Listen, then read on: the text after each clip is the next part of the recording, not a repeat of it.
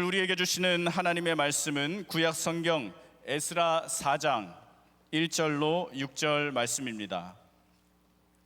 구약 성경 714면쯤에 있는 에스라 4장 1절로 6절 말씀을 저와 여러분이 한 절씩 교독하도록 하겠습니다.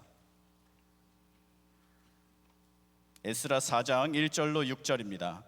사로잡혔던 자들의 자손이 이스라엘의 하나님 여호와의 성전을 건축한다 함을 유다와 베냐민의 대적이 듣고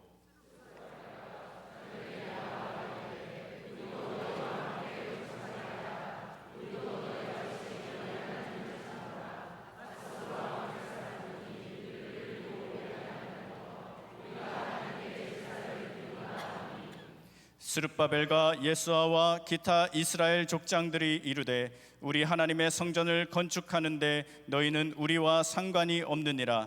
바사왕 고레스가 우리에게 명령하신 대로 우리가 이스라엘의 하나님 여호와를 위하여 홀로 건축하리라 하였더니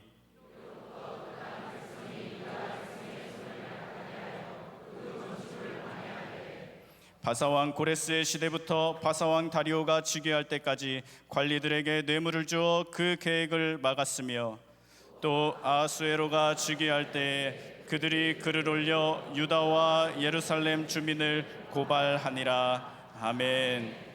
별로 설명이 필요 없는, 소개가 필요 없는 이필산 목사님을 소개합니다. 오늘 대적에 대하여라는 제목으로 하나님 말씀 전해주실 때 우리 모두에게 놀라운 은혜의 시간 될 줄로 믿습니다. 나오실 때 크게 박수로 환영해 주시면 감사하겠습니다.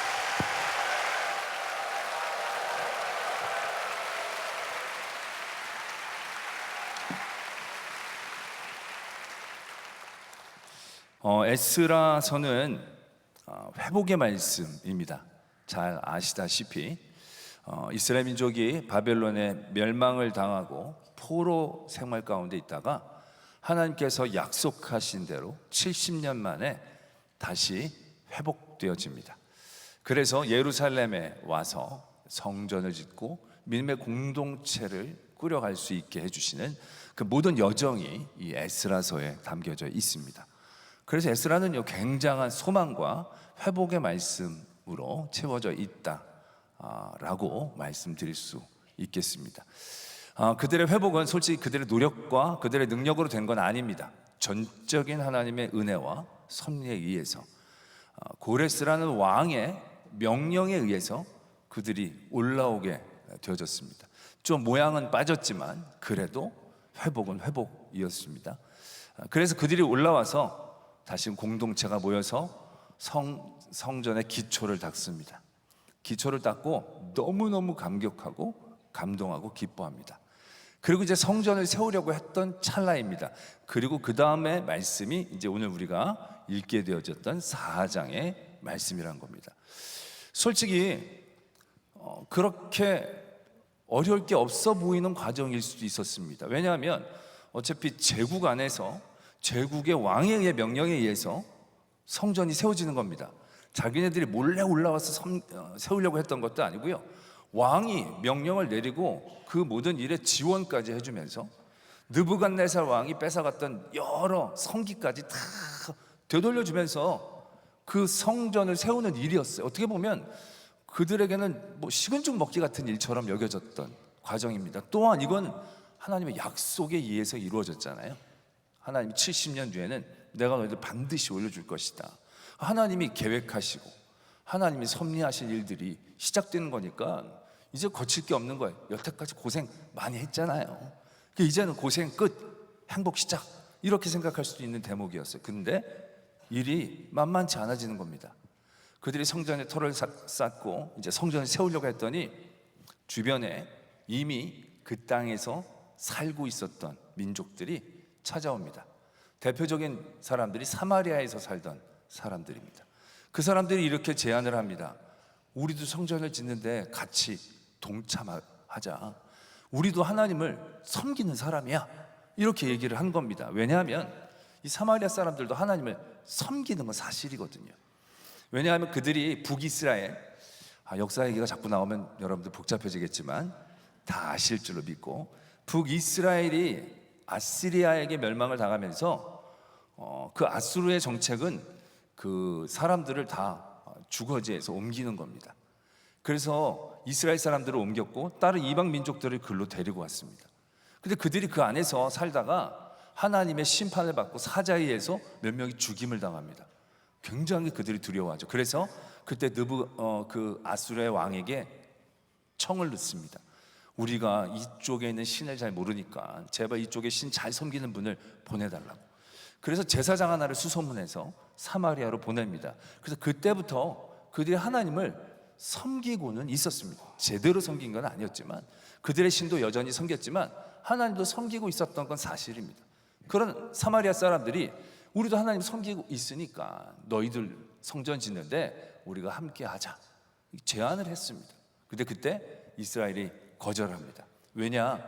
그들이 다시금 예루살렘에 온 가장 핵심적인 이유는 단순히 성전을 세우는 것만이 아니었거든요. 그들이 거룩한 백성으로서의 공동체를 다시금 확립하는 것이었기 때문에 그들과 함께 할 수가 없었어요. 거절합니다. 우리 홀로 짓겠다. 우리끼리 짓겠다. 그래도 이제 그들이 본색을 드러내면서 아주 집요하게 방해를 하는 그런 이야기들이 적혀져 있습니다. 여러 관리들에게 뇌물을 줘서 건축하는 모든 일들을 방해하고 그들도 아마 여러 가지로 위협했을 겁니다. 그들이 숫자적으로나 세력적으로나 많았기 때문에 그들에게 너희들 벽돌 하나라도 더 올려봐. 그러면 아주 그냥 끝장을 낼 줄 알아. 아마 이런 식으로 굉장히 위협을 했던 것 같습니다. 그래서 성전 건축이 멈추어지는 사건이 일어나게 됩니다. 그러고 나서 오늘 말씀에 보면 우리가 6절까지 읽었는데 갑자기 아헤스로 왕이라는 이름이 등장하게 됩니다. 이 5절과 6절은요 이어져 있지만요 시차가요 한 70년의 시간차가 납니다. 이 앞에 건 고레스 왕 때 얘기고요. 고레스, 다리오, 그 다음에 이 아하수에로, 중간에 한 사람이 더 있는데 지금 제가 기억이 안 나는 것 같아요. 있나 없나? 중요하지 않아요. 하여튼 70년 정도 지난 시차의 일들이 바로 연이어서 적혀져 있어요. 이건 성전을 짓는 얘기가 아니고 성벽을 짓는 얘기예요. 나중에 느헤미야서에서 적혀진 사건이거든요. 근데 이 사건이 바로 연이어서 일어납니다. 똑같이 이스라엘 민족이 성벽을 쌓으려고 했는데 그 사람들이 또 방해를 하고 위협을 해서 성벽을 쌓는 일들이 멈춰졌다 라는 사건들이 이어지고 있는 것을 보게 됩니다. 그리고 5장에는 다시 성전을 짓는 얘기로 돌아옵니다. 왜 이 에스라서에서 성전을 짓는 회복의 사건을 다루는 이 에스라서 4장에서 성전이 방해가 돼서 멈춘 것뿐만이 아니라 그 뒤에 70년 뒤에 성벽을 짓는 일도 왜 방해를 받는 사건을 연이어 적고 있을까라는 것에 주목해야 한다는 것이죠. 물론 사마리아 사람들이 못됐다 뭐 이런 걸 얘기하고 싶으신 이유도 있을 것입니다. 근데 분명한 건 성전을 짓는 일과 성벽을 짓는 모든 일들은요 하나님의 계획과 섭리 안에 있었던 일입니다.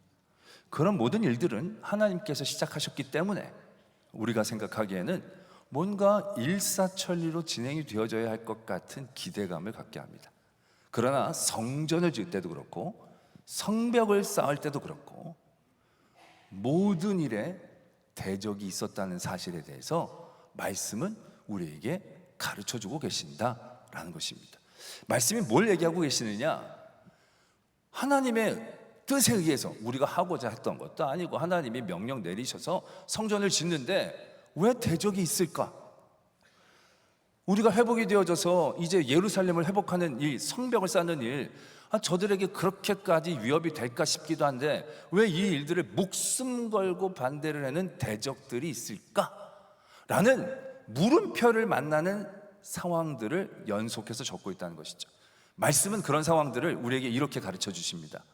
왜 대적이 있을까가 아니라 대적은 반드시 있다 라는 말씀을 우리에게 주고 계신다는 거예요.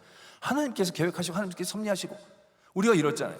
우리가 어렵게 예수님 믿었는데 마음 고쳐먹고 이제 열심히 좀 잘 믿어보려고 하는데 꼭 그때 대적이 생기는 거예요. 꼭 그때 문제가 생기고 꼭 그때 뭔가 안 좋은 일이 생겨. 우리 집안 다 믿는데 나 혼자 열심히 믿기 시작했어. 그럼 우리 집에 아주 만사형통해야 될 것 같은데 다른 집은 별일이 없는 것 같은데 우리 집만 대적이 있어. 그러면 이제 우리가 물음표를 던지죠. 아니, 예수님 나 잘 믿는데 왜 대적이 있을까? 예수님 은혜를 내가 누리고 은혜 영광 돌리려고 하는데 왜 내게 대적이 있을까? 라고 생각하는 삶의 지점을 만날 때 오늘 말씀은 우리에게 이렇게 얘기해 주시는 거예요. 대적은 변수가 아니라 상수다라는 거예요. 모든 하나님의 사역 가운데, 섭리 가운데, 하나님의 사람들의 걸음 가운데 대적은 물음표를 던질 존재들이 아니라는 거예요. 대적은 느낌표예요. 아, 대적이 나타났구나. 대적이 생겼구나. 그렇게 받아들여야 된다는 거예요. 아니, 지금 여러분들 표정이 별로 편치가 않아요. 왜 저렇게 말씀을 하시는가? 좋아요. 여러분들 훌륭하고 의로워서 대적이 없어야 될 것 같죠. 여러분들 다른 사람은 몰라도 나는 대적이 없어야 되지 않겠어요? 나 고생 많이 하고 이제 고생 끝, 행복 시작. 70년 포로 생활 끝나고 이제 좀 기준 피려고 하는데 채 피지도 못하고 성전 터만 닫고 쌓지도 못하고 이게 뭔가 싶죠. 근데 여러분, 가장 대적이 없어야 될 분이 모든 삶의 자리에서 대적이 있었다면 여러분들은 여러분들의 삶을 받아들이셔야 되지 않겠습니까? 예수 그리스도, 그분 하나님의 아들이세요. 그분은 한 점의 흠도 없어요. 그분이 내려오시지 않아도 되는 분이에요. 그 하늘의 영광을 다 버리고 이 땅에 내려오셨어요. 내려오신 것만 해도 너무 감사하잖아요. 내려오신 것만 해도 너무 고맙잖아요. 그냥 그분을 구유에다 메신 것만 해도 이미 다 했잖아요. 뭐 액땜 다 했잖아요. 거기서 태어났으면 그때부터는 근데 그렇지 않았다는 얘기죠. 어렸을 때부터 대적이 많았어요. 어떻게든 예수님 죽이려고 집요하게 따라붙는 헤롯이라는 사람이 얼마나 괴롭혔게요. 그러고 나서 살았어요. 그리고 이제 공생애를 딱 시작을 해서 40일 동안 금식 기도를 하고 나오셨는데, 사람이 다른 때 몰라도 금식 기도하고 나면 영적으로 제일 충만한 상태이지 않겠어요? 다른 땐 건드려도 그땐 건드리면 안 되지 않겠어요? 그런데 그때도 대적이 나타나는 거예요. 사단이 예수님을 언제 시험했어요? 뭐 잘 나갔을 때? 아니에요. 40일 금식 기도하고 나왔을 때 사탄이 대적하는 거예요. 시험하는 거예요. 그래서 예수님이 그 시험을 아주 멋지게 이겼어요. 말씀으로 깨끗하고 깔끔하게 이겼어요. 그런데 그 다음에 마귀가 예수님은 안 되겠구나. 예수님한테는 내가 비교가 안 되겠구나. 그러고 물러섰을까요? 절대로 그렇지 않았다는 거죠. 성경의 누가복음에 보면 그 다음에 마귀에 대해서 이렇게, 마귀가 시험을 마치고 얼마 동안 떠나니라. 물러간 게 아니에요. 패배를 인정한 게 아니에요. 잠시 작전상 후퇴를 했을 뿐 예수님의 모든 공생애를 통해서 대적이 없었던 적은 아마 하루도 없었을 거예요. 예수님의 모든 사역지에는 대적이 있었어요. 예수님을 고발하려고 호시탐탐 누리고, 그리고 결국 그 제자 중에 하나가 대적이 되어져서 예수님을 고발하는 지경까지 이르게 되었다는 거죠. 예수님이 십자가에 돌아가신 건 오케이, 인정을 할지라도 예수님인데 제자가 그 배신한 건 너무 좀 치명적이지 않겠는가?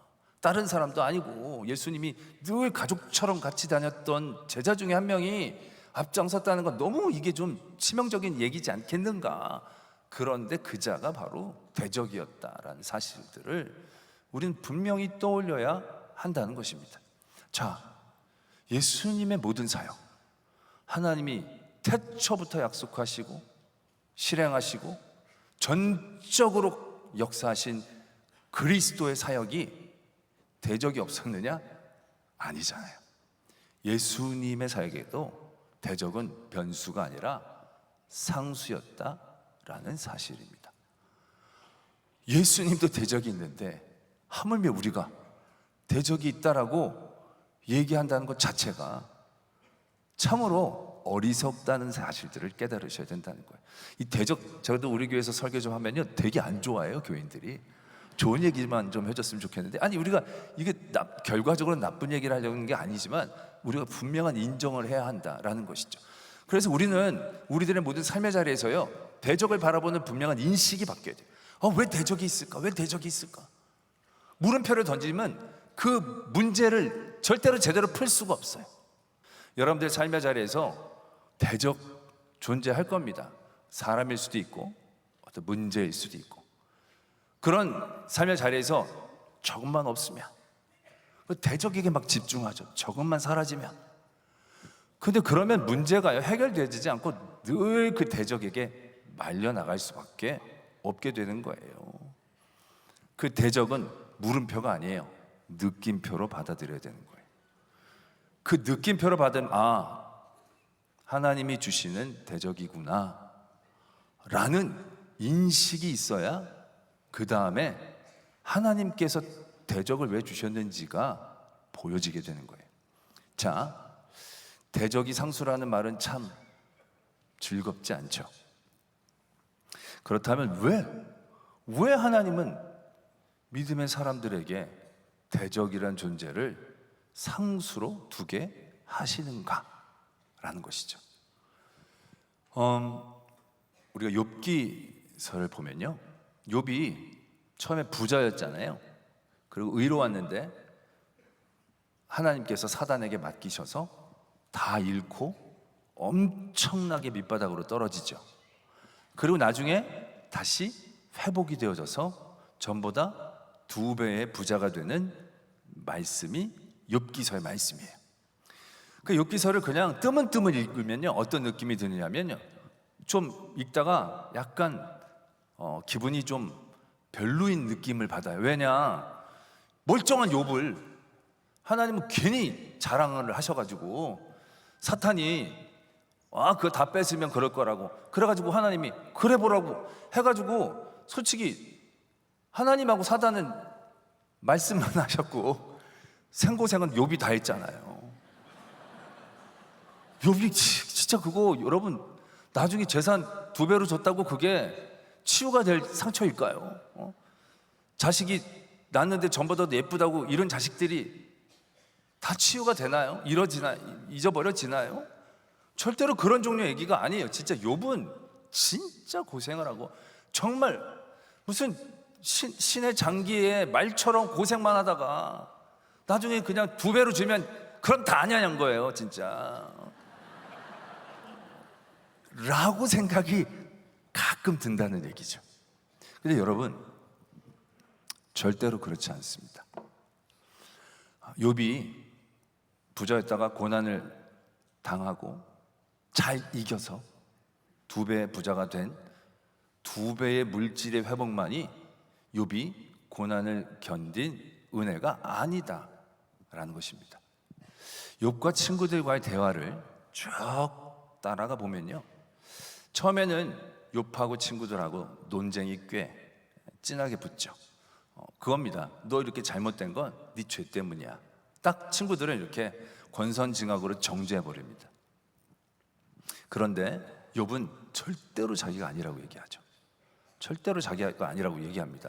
우리들 같으면 그냥 빨리 이 고난이 지나가기를 바라면서 그래 내가 잘못했다고 쳐, 뭐 이런 식으로 그런 식으로 이제 빨리 고난을 벗어나고자 하는 마음 가운데서 그냥 내가 같으면 내가 죄를 졌습니다, 회개합니다, 이러고 말겠어요. 근데 욥은 죽어라고 그걸 안 해요. 욥은 죽어라고 나는 이런 일을 당할 죄를 저지른 적이 없다라고 얘기를 해요. 그러면서 자기가 마지막에 보면 정말 그럴 만한 자기의 삶을 얘기를 고백하는 걸 발견을 할 수 있습니다. 뭐냐, 욥은요 그렇게 자신 있게 얘기할 수 있었던 게요, 모든 신앙의 삶에서 끊임없이 그 일들을 생각하고 도전하고 또한 바꾸고 해결하려고 노력했던 거예요. 그가 그 마지막에 보면요, 나는 정말 죄가 없습니다. 내가 언제 이랬고 내가 언제 이랬고, 내가 만약에 이랬으면 내가 손에 장을 지집니다. 내가 만약에 이랬으면 벌을 다 받습니다. 뭐 이런 항목들을 쭉 나열하는 걸 보면요 정말 대단합니다. 그때 보면 내가 고아를 외면한 적이 있습니까? 배고픈 사람에게 음식을 안 준 적이 있습니까? 내가 나의 대적을 미워하고 그를 죽도록 죽이고자 기도한 적이 있습니까? 그가 날마다 그의 삶의 자리에서 그에게 리스트를 해서 그를 점검하고 적용했던 모든 사항들이요, 우리가 생각했던 수준 이상의 것들을 욥은 늘 삶의 자리에서 생각하고 고민하고 적용하고, 그래서 아이들이 생일잔치를 끝나고 나서도요, 혹시 애들이 잘못한 일이 없을까? 선을 넘은 일이 없을까? 끝나고 나면 늘 번제를 드리면서 그 일들을 속죄하기 위해서 늘 깨어 있었다는 거예요. 욥은 그렇게 자기가 한치의 빈틈도 없이 모든 삶이 그런 것에 집중하면서 살았기 때문에 욥은 그렇게 자신 있게 얘기할 수 있었다는 얘기죠. 그런데 그런 욥의 고백을 들으면서 도전을 받고 깨닫는 게 하나 있습니다. 바로 뭐냐? 욥이 정말로 눌려서 믿었구나 라는 걸 느끼게 돼요. 그러니까 욥은요, 룰로 믿은 거예요. 법으로 믿은 거예요. 의를 위해 믿은 거예요. 불의하지 않으려고, 법을 잘 지키려고. 그래서 모든 삶의 자리에서 늘 그 일들에 대해 깨어 죄를 짓지 않기 위해서 정말 안간힘을 쓰면서 살았던 삶이었던 거예요. 근데 욥이 친구들과의 그런 대화를 통해서 그러한 자신들을 넘어서기 시작하죠. 친구들과 처음엔 논쟁을 하다가 친구들을 넘어섭니다. 친구들을 미워하는 게 아니라 하나님에게 더 집중하게 되죠. 하나님에게 더 집중하게 되죠. 그리고 나서 욥기 42장 5절에 보면요, 마지막에 욥이 이런 고백을 합니다. 내가 죽게 대하여 귀로 듣기만 하였사오나 이제는 눈으로 주를 배움나이다. 예전에는 들었던 얘기, 예전에는 경험이 아니라 관계가 아니라 뭔가 법을 지키고 죄를 안 짓고 혼이 안 나려는 그러한 중심 가운데서 믿었던 믿음이었다라면 이제는 눈으로 보게 되었다는 거예요. 관계를 맺게 되었다는 거죠.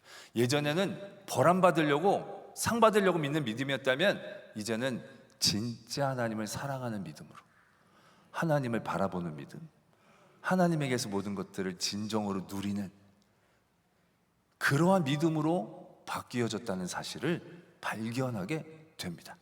그 욥의 고난이요, 하나님께서 괜히 고생시킨 게 아니에요. 욥이 고난이 없었더라면 욥은 끝까지 맨날 번제만 드리고 맨날 죄 안 지려고 깨어서 그 리스트업에 자기가 맞춰서 그런 자기만 그냥 열심히 믿으려고 전전긍긍하는 그러한 믿음 가운데 머물러 있었을 수도 있었을 거예요. 그런데 하나님은 그의 고난을 통해서 믿음의 기쁨의 자리에 그를 인도해 내주시는 거예요. 대적은 그래서 상수로 존재한다 라는 것입니다. 이스라엘 민족도요, 처음에 성전을 짓는데 그들이 다시금 예루살렘에 올라와서 그들이 바라는 회복의 초점이 성전을 짓는 것이었더라면 사마리아인들하고 같이 지으면 돼요. 그걸 마다할 이유가 없어요. 아니, 손 하나 더 보태면 얼마나 편해지겠어요. 그냥 같이 성전 지으면 돼요. 그러나 그들이 다시금 예루살렘에 회복되어진 건 단순히 건물을 짓는 게 아니었다는 그 분명한 초점에 대해서 이스라엘 민족이 깨어 있었던 거예요. 그들이 그 분명한 초점을 깨어 있기 위해서 대적이 생긴 거예요. 그거 흐리멍텅하게 두었으면 그냥 같이 짓다가 어떻게 또 그럼 예전에 멸망하기 전처럼 성전도 있고 예배도 드리지만 여전히 이방신에게 나아가는 그런 모습으로 전락해버리고 말았겠죠. 그런데 그 대적들이 먼저 제안해 왔을 때 그들이 대적들을 통하여 초점을 선명하게 한 거예요. 그 은혜의 길들을 바르게 붙잡을 수 있었던 거죠. 그럴 때 대적이 더 선명해지고 대적 때문에 그들의 목표가 분명해졌다는 것을 우리는 분명히 깨달아야 한다는 것이죠. 예수님에게 있어서도 그래요. 예수님도 그 대적을 통하여 어떻게 되어집니까? 대적을 통하여 고난과 환난이 막 다가오죠. 그런 고난들 그런 대적들을 통하여 예수님도 자신의 사역의 초점을 선명하게 가져가시죠. 이렇게 기도하십니다. 내 잔을 옮기시면 안 되겠습니까? 꼭 이렇게까지 해야겠습니까?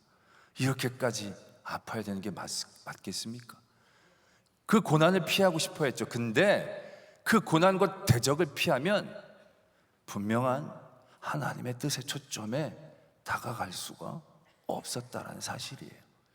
예수님이 그 대적을 인정하고 받아들이며 그 대적과 함께 부딪히고 대적을 향하여 나아갈 때 나의 뜻대로 하지 마시고 아버지 뜻대로 되기를 원합니다 라는 고백이 되어졌던 것을 우리가 분명히 기억해야 한다는 거죠.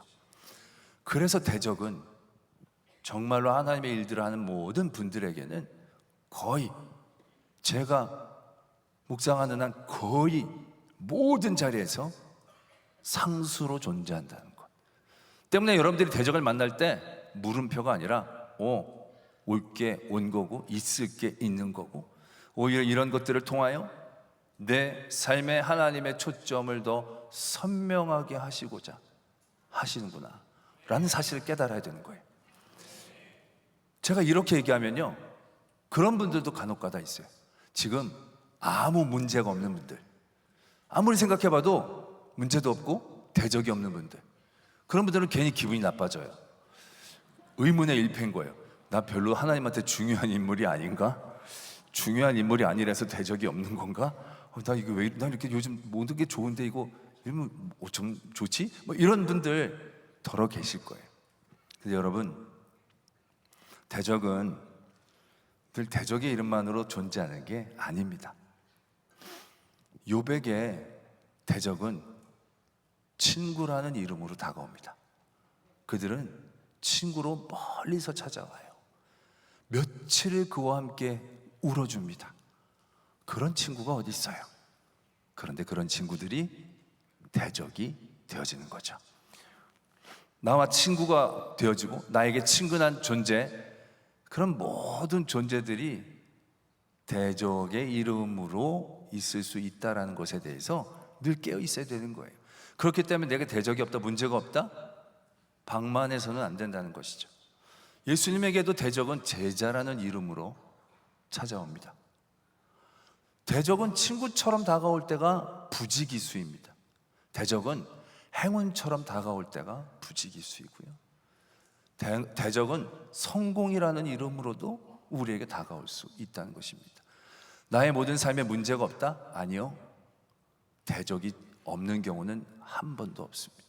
그럴 때는 내 삶의 모든 것들에 대하여 깨어 있어야 한다는 거죠. 대적은 상수다.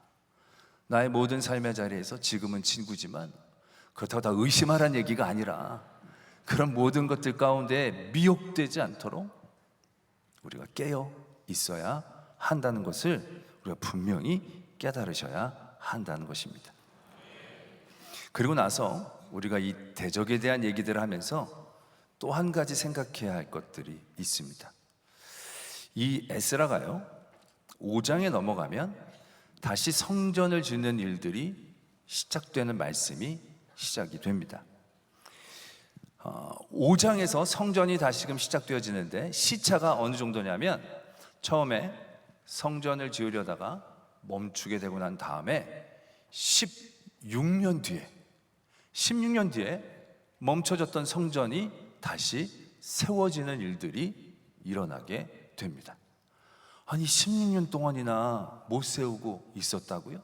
야, 정말 대적들이 집요하게 반대를 했나 보다, 이렇게 생각할 수 있는 대목입니다. 그런데 이제 그런 대적이 있고 대적이 집요하게 성전을 세우는 일들을 방해해 왔다라고 한다면, 다시금 성전을 지으려고 할 때 어떠한 인물들이 필요하겠습니까? 분명히 그럴 때 필요한 것들은 말하자면 그들이 관리에게 뇌물을 줘서 못 만들게 했다라고 한다면 더 높은 관리들에게 뇌물을 쓰든지 로비를 하든지 관계를 맺어서 그 문제를 풀어놔야 할 어떤 행정가들, 로비스트, 그런 사람이 필요하든지, 아니면 그들이 막 위협하고 강압했을 때 그들 앞에 강하게 그들을 맞섰을 수 있는 뭐 장군이나 리더십 있는 어떤 지도자가 나타나서 이제 우리 성전을 다시 지읍시다 라고 얘기하면 다시 시작될 수 있을 것 같은 분위기입니다. 그런데 5장 1절에 보면 어떻게 말씀이 시작되느냐 하면요, 선지자들 곧 선지자 학개와 스가랴가 이스라엘의 하나님의 이름으로 유다와 예루살렘에 거주하는 유다 사람들에게 예언합니다. 성전을 지으라고.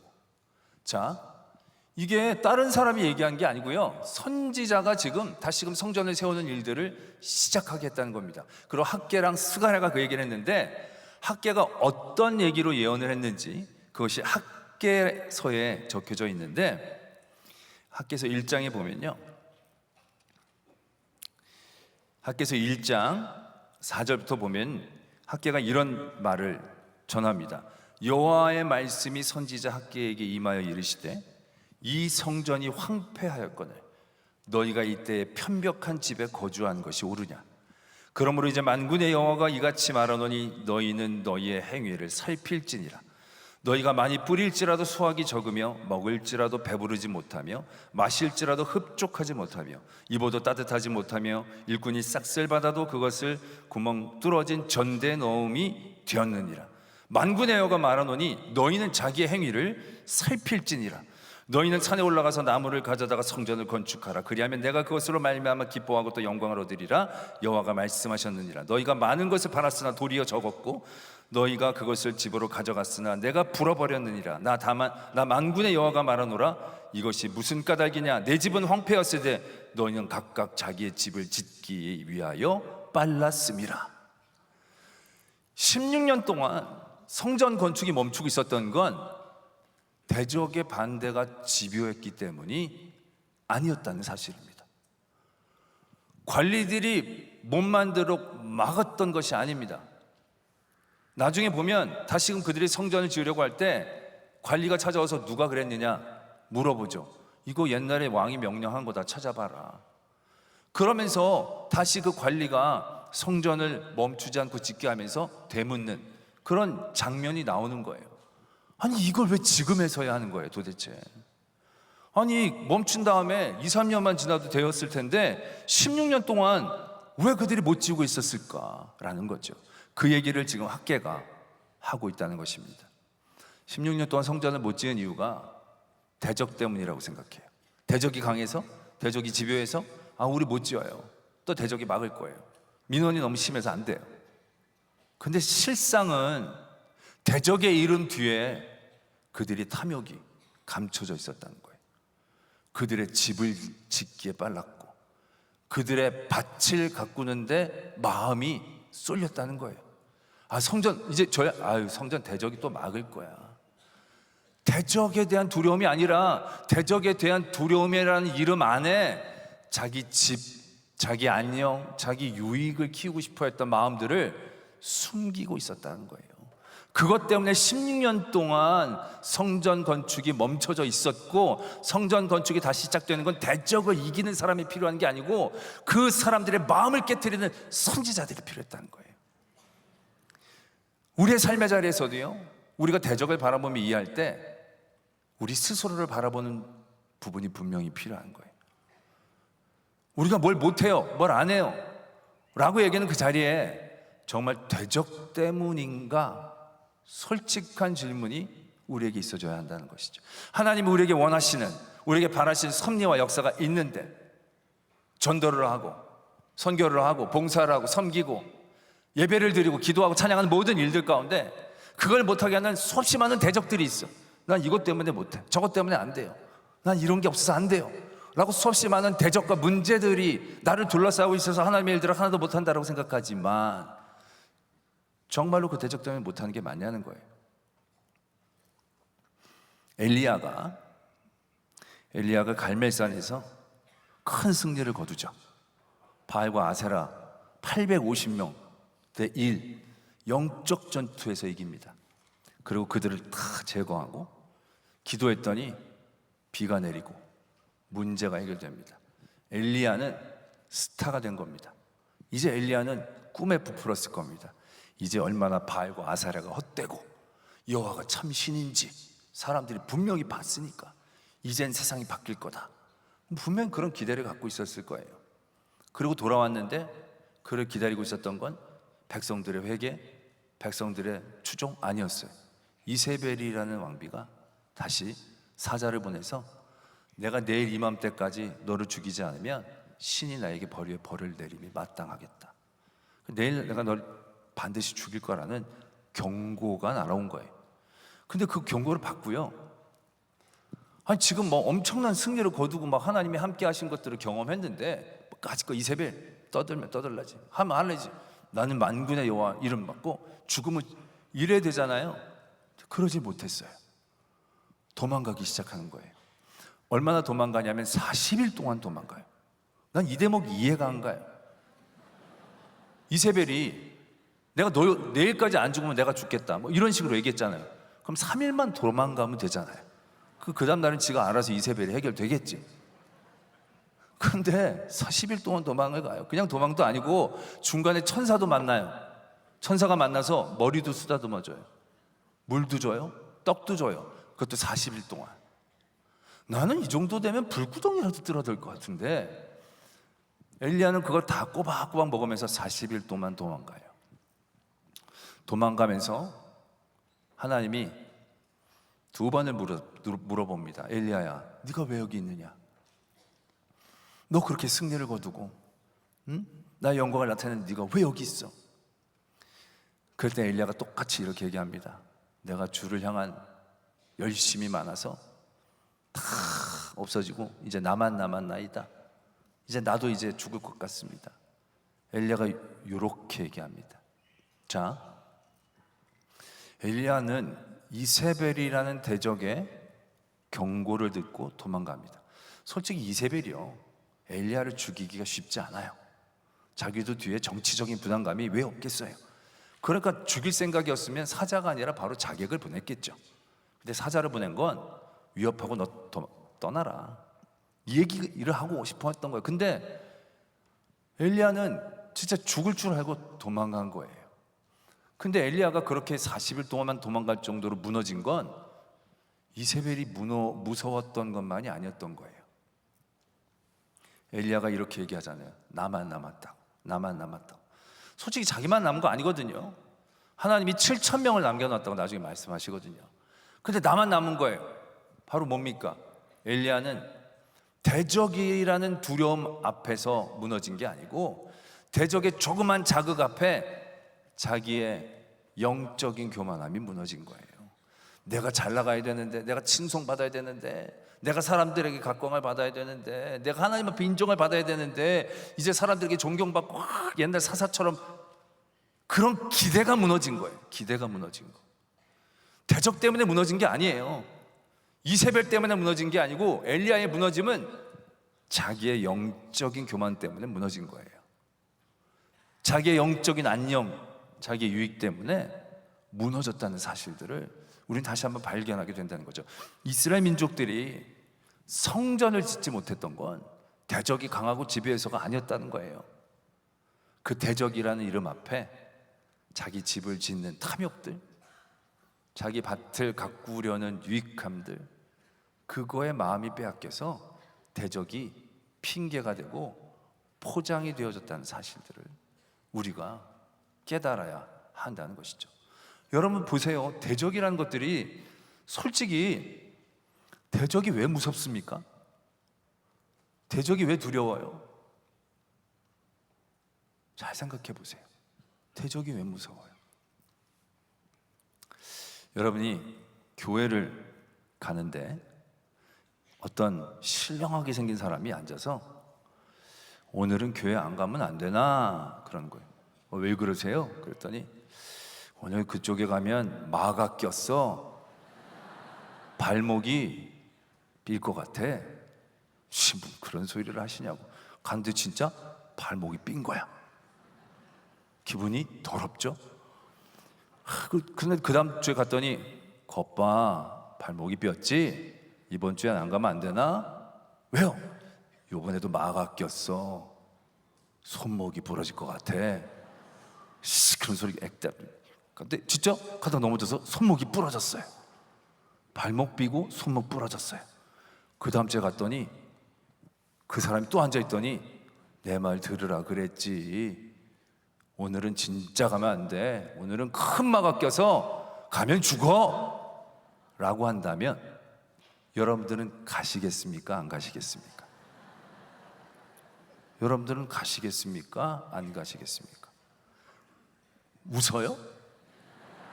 비장하게 가야죠. 왜? 우리가 건강하려고 믿는 겁니까? 팔 안 부러지려고 믿는 겁니까? 아니거든요. 우리는 하나님이 좋아서 가는 거잖아요. 팔이 삐건 다리가 분질러지건 죽든 우린 예배 하나님 좋아서 가는 거고 하나님 기쁘심이 내 기쁨이 때문에 가는 거지. 안녕을 위해서 그러면 절로 가지 왜 교회를 가요? 안녕을 위해서 가는 게 아니니까 당연히 우리 모은 영성교회 성도들은 가실 줄로 믿습니다. 이쪽은 아멘이 거의 안 들려요. 그런데 그 얘기를 하고자 함이 아니라 아까 같은 상황에서 그쪽에 가면 죽어 라고 할 때 뭐가 두려운 겁니까? 그 귀신이 두려운 겁니까? 아니요. 귀신이 두려운 게 아니에요. 귀신 때문에 내가 당할 손해가 두려운 거야. 내가 당하고 내가 아프고 내가 빼앗기고 내 손해, 내 안녕, 내 유익, 내 명성, 그게 아까운 거야. 귀신이 무서운 게 아니고요. 우리들이 여러 대적들을 생각할 때 분명히 깨달아야 될 게 엄청난 대적이 있는데 그 대적이 왜 무섭냐는 거예요. 대적이 강해서? 대적이 강한데 뭐? 대적의 크기, 대적의 양, 대적의 세기 때문에 두려워한 게 아니에요. 그 대적 때문에 당할 내 손해 때문에 두려운 거죠. 내 안녕 때문에 두려운 거예요. 우리가 대적에 대해서 생각할 때 그 부분을 분명히 인식해야 돼요. 그때 우리가 내가 잃을 것에 대해서 담대해지면 대적은 생각보다 무섭지 않아요. 생각보다 무섭지 않아요. 그렇지 않을까요? 너 가면 죽어. 나 빨리 죽고 싶었어. 요즘 뭐 살 소망도 별로 없었고 살 맛도 안 났고 더 덥기 전에 지금 가는 게 나을 것 같아. 내 안녕과 내 유익에 대하여 매이지 않으면 대적이 별로 무섭지를 않아요. 저 옛날에 원로 목사님 엄청 무서워했어요. 왜 무서워했을까? 그 영적인 권위, 카리스마 막 있었지만 결과적으로는요, 내가 혼날까 봐 무서워했던 거야. 내가 혼날 걸 안 두려워하면 좀 덜 무서울 텐데. 그렇잖아요. 여러분, 저도 옛날에 학창시절 때 선생님이 너무너무 무서웠어요. 선생님 왜 무서웠나? 솔직히 선생님 아무것도 아니에요. 아니, 죄송합니다, 우리 선생님들. 똑같은 인간이에요. 근데 선생님을 왜 무서워했느냐 하면 선생님들한테 평가를 당하는 내 유익 때문에 무서운 거예요. 근데 제가 학창시절 때 보면요, 고등학교 2학년 때 우리 담임 선생님하고 대단히 친한 애가 하나 있었어요. 얘는 공부 잘하는 애도 아니고요, 뭐 열심히 이런 애도 아니고, 보면 그 날라리랑 양아치 딱 경계선에 있는 애였어요. 얘는 담배도 고등학교 2학년짜리가 피고, 그렇다고 막 노는 건 아닌데 그런 친구인데 얘는 선생님 친척인가 싶었어요. 나는 뭐 너무 선생님한테 선생님 막 이러는 거예요. 선생님 담배 하나 뭐 이씨 자식 그러면 알았어 끊을게 막 이러면서 막 와, 쟤 뭐지? 근데 걔는요 보니까 학교 시험에 신경을 안 써. 생활기록부 상관을 안 해. 그러니까 선생님이 별로 심판자가 아니야. 뭐 마음대로 난 어차피 대학 안 가니까, 난 고등학교만 졸업하면 되니까 선생님이 전혀 그냥 친구처럼 편안하게. 그랬더니 선생님도 솔직히 뭘 어떻게 더 할 수가 없잖아요. 너 감점 해 뭐 이러면 힘이 없으니까 선생님도 에이씨 뭐 자식 그러면서 막 더 친근하게 막 그래주시는 거예요. 너무너무 부러운 거 있죠 제가 걔가. 근데 그까지 그걸 못한 거예요. 왜? 내 유익, 내 안녕, 내 평안에 대한 생각들, 그것들에게 붙잡혀 있으니 상대가 너무 커 보이는 거죠. 이스라엘 민족 16년 동안 성전을 못 지었다? 대적 때문이 아닌 거예요. 대적 안에 숨겨 있는 나의 유익, 나의 편리, 내 안녕에 대한 탐욕들. 우리는 대적의 두려움 가운데 늘 떨면서 대적에게 다 전가해요. 대적이 너무 세서 그래요. 대적 때문일까요? 선지자들이 그래서 필요한 거죠. 보면요, 교회 이제 열심히 좀 섬기시죠. 아, 목사님, 내년에 우리 애가 고3이고요. 아, 제가 갑자기 요즘 막 당뇨가 심해지고요. 좀 봉사, 이 무릎이 안 좋아가지고요. 막 우리 애가 막 애를 낳아가지고요. 막 못할 이유 대단히 많아요. 그 되게 바쁘시고 되게 힘드시는구나. 그럼 SNS에 해외 놀러 가는 건 올려놓지나 말든지. 다 죽을 거면서 막 이러고 막. 여러분, 자기가 좋아하면요 대적이 없어요. 운동 좋아하는 분들 막 무릎 쩔뚝쩔뚝거리고 와요. 그리고 운동할 때 날라댕겨요. 그리고 또 갈 땐 쩔뚝쩔뚝거리고 가요. 아니, 조금만 아파도 교회는 안 나오면서 자기가 하고 싶은 건 숨이 넘어가기 직전까지 하고 싶은 거예요. 안 그래요, 여러분? 여러분들 하고 싶은 건 세상에 대적이 없어. 못 막을 게 없어. 애들이 컴퓨터 게임 하는 데는 대적이 없어. 이유가 없어. 모든 이유를 뚫고 모든 대적을 뛰어넘어, 심지어 그게 부모일지라도 뛰어넘어서 하고만을 열심히 있어요. 그런데 하나님의 일들을, 하나님이 우리에게 주시려는 그 축복과 은혜의 일들의 앞에서는 대적이 너무 많아지지 않습니까? 다 이래요. 교회 좀 열심히 하려고 그랬더니요 태클 거는 사람들이 너무 많아요. 태클 거는 사람들 때문일까요? 아닐 거예요. 여러분들 안에 가지고 있는 여전한 여러분들의 편리와 유익과 안녕에 대한 생각들, 그러한 일들이 결국 대적이 되죠. 하와가 뱀의 화술 때문에 넘어갔을까요? 하와가 선악과가 왜 그렇게 예쁘게 생겼어요? 너무 예쁘게 생겨서 넘어갔을까요?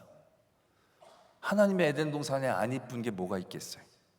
다 먹음직스러운 게 아닌 게 어디 있겠어요? 다 먹음직스러워 보였을 거예요. 뱀이라고 특별히 화술이 뛰어나지 않았을 거예요. 그런데 왜 넘어갔을까요? 하와 마음 안에 있는 자기에 대한 욕망들, 하나님처럼 되고 싶다라는 자기의 쓸데없는 욕망 때문에 넘어간 거예요. 뱀 때문이 아니에요. 자기 때문인 거예요, 결국은. 그래서 오늘 성전이 다시 세워지는 일에 있어서 하나님은 선지자를 세우십니다. 선지자를. 왜? 우리 대적을 이기는 데는요 힘 있는 사람이 필요한 게 아니에요. 우리의 문제를 해결하는 데는 그 문제를 해결할 수 있는 어떤 사람들이 먼저 필요한 게 아니고 주의 말씀이 먼저 필요한 거예요. 주를 향해 끊임없이 예배를 드리는 모든 일들 가운데에서 우리는 우리의 대적 앞에서 나의 모습을 바라보게 하는 거예요. 다윗이 죽으면 죽으리이지 않겠습니까? 그가 하나님에게 받은 것만 생각하고 자기가 이룰 건 생각을 안 하면 골리앗이 커 보이질 않았을 거예요. 아니, 커 보이는 건 오히려 마칠 게 큰 것처럼, 그에게 유리한 것처럼 다가오게 인식되어졌을 거예요. 그러나 자기가 죽을 생각, 맞을 생각, 덜 맞을 생각 이랬으면 오금이 저려서 달려가지도 못했을 거예요. 그러나 다윗은 하나님이 지금까지 자기에게 주셨던 은혜를 붙잡고 은혜를 깨닫고 하나님을 향하여 그 애를 집중했을 때 자기의 것들이 내려놓게 되어지고 대적이 아무것도 아닌 것처럼 보여주는 거예요. 솔직히 다윗이 그때 골리앗을 못 이기고 죽었어도 다윗은 여한이 없었을 거예요. 다윗은 이기려고 간 게 아니라 하나님을 위해서 간 거거든요. 이기려고 갔다고 했다면 자기 승리에 매여 있을 때 대적은 쉽지 않을 거예요. 그러나 하나님의 이름을 위하여 갔을 때 그는 그 모든 대적을 뛰어넘을 수 있었다라는 것을 우리가 분명히 경험할 수 있다라는 것입니다. 성도의 삶이란 이러한 은혜를 누리는 겁니다. 대적이 없는 세상은 없어요. 우리가 큰 문제가 해결되면요, 작은 문제가 다시 커져요. 문제가 바뀐 게 아니라 그 문제가 다시 그 이전의 문제의 강도로 다가와요. 늘 문제들은 그렇더라고요. 몸도요, 어디 한 군데가 아프면 덜 아픈 데가 안 아프게 느껴져요. 근데 그게 다 낫잖아요. 그럼 이게 그전 강도처럼 아프게 다가오잖아요. 다들 건강하시군요. 네. 저는 그렇더라고요. 그러니까 꼭 어떤 병이 나을 필요가 없겠더라고요. 그냥 꾸준히 잘 가는 게, 왜 요건 나아봐야 또 다른 게 있을 수 있으니까. 사람 몸이 뭐 거기서 얼마나 건강해가지고 뭐 올림픽 나갈 것도 아닌데 숨 쉬고 교회 나오고 뭐 일하고 뭐 이 정도만 되면 됐지, 뭘 그렇게 부귀영화를 누리려고 2시간씩 3시간씩 막 체육관에 가가지고 드립다 몸에다가 그러시냐는 거죠. 그걸 비난하려고 함이 아니고, 그런 게 중요하지 않게 여겨질 때 대적이 약해 보일 거예요. 대적은 늘 존재하는 거고, 대적을 통해 하나님은 나의 은혜를 선명하게 해주시고 그 은혜를 뛰어넘어 하나님의 계획과 섭리의 온전한 자리에 우리를 나가게 해주시기 때문에, 그래서 우린 대적을 그렇게 바라볼 수 있어야 합니다. 대적을 만나시면 있을 게 있다, 편안하게 바라보시고, 대적이 있으시면 대적을 통해서 여러분들을 보십시오. 저 대적의 이름 안에 내 탐욕을 숨기고 있는 것은 아닌지, 내가 잃어버릴 것들을 두려워해서 대적에게 핑계를 삼고 있는 것은 아닌지, 내 잃어버릴 것들을 아까워하지 않고 내 탐욕, 내 유익을 내려놓으면 생각보다 대적 별거 아닐 겁니다. 생각보다 대적 무섭지 않고요, 생각보다 대적 별거 아닌 것처럼 하나님의 은혜 통로처럼 보이게 되는 역사를 경험할 줄로 믿습니다. 찬양 함께 하고 우리 기도하기를 원하는데요, 이 찬양 싫어하는 분들 많은데요, 이거 안 싫어했으면 좋겠습니다. 제목이 담대히 고난을 받으리 라는 찬양인데, 네.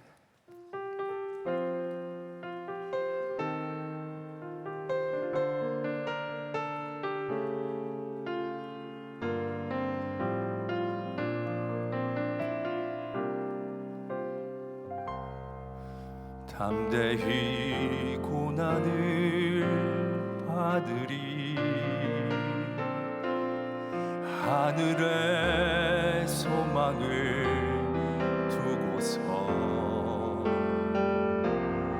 예수가 보이신 본을 따라가며 영광의 고난을 맞으리. 부르신 소명에 충실한 자에게 반드시 고난이 있음을 기뻐하리라.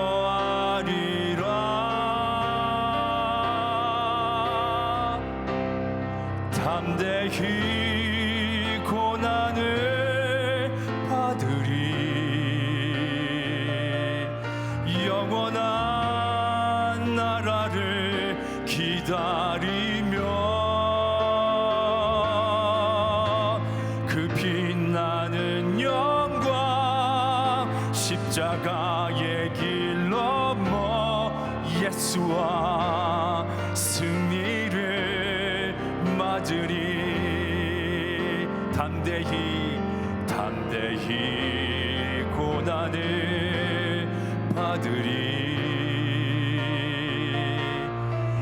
하늘의 소망을 두고서 예수가 보이신 본을 따라가며 영광의 고난을 맞으리. 부르신 소명에 충실한 자에게 반드시 고난이 있음을 기뻐하리라.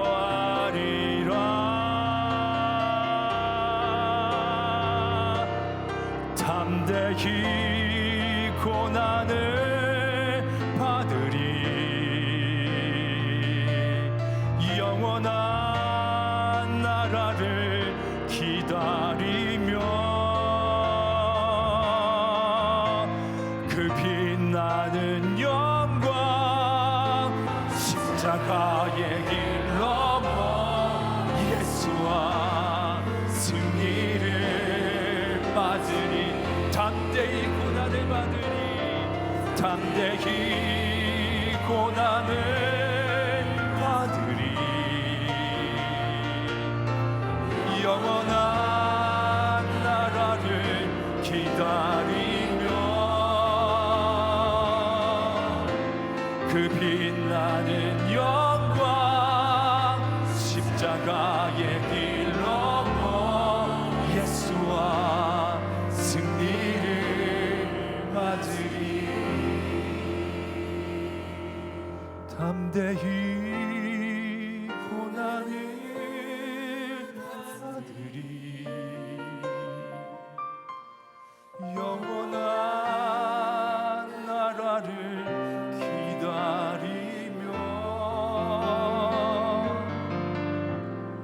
그 빛나는 영광 십자가의 길 넘어 예수와 승리를 맞으리. 지금은 우리 구주 예수 그리스도의 은혜와 하나님 아버지의 지극하신 사랑하심과 성령 하나님이 함께하여 주시고 도와주시고 교통하여 주신 역사하심이 오늘 세우신 이 귀한 명성재단 위에 섬기시는 주의 종과 동역한 모든 성도들 그 가정 위에 이 나라와 이 민족 위에 이제로부터 영원토록 함께 계시기를 간절히 축원하옵나이다.